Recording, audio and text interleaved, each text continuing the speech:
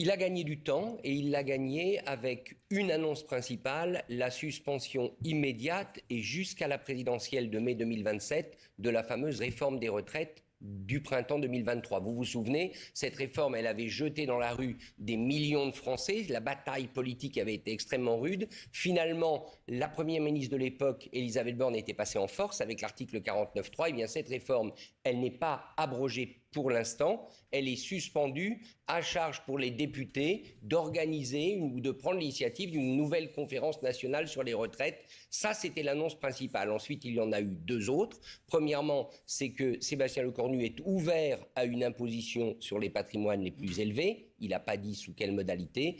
Et ouvert aussi à des mesures de pouvoir d'achat. Il a donc coché les 3 cases que lui demandait le Parti socialiste pour ne pas se joindre à la censure.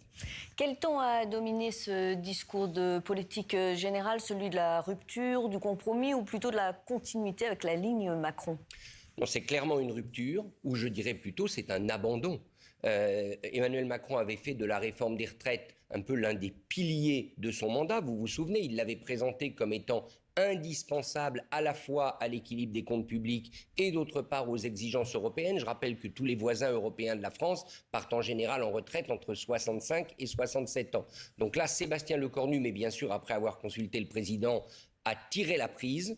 On met ça de côté. On met aussi de côté ce qu'on pourrait appeler la politique de l'offre, la fameuse politique macroniste qui consiste à toujours baisser les impôts pour attirer les investissements. On rentre dans le cadre d'une politique qui n'est pas encore une politique de relance, mais qui est une politique beaucoup plus budgétaire expansionniste. Ça veut dire en clair, on va dépenser plus.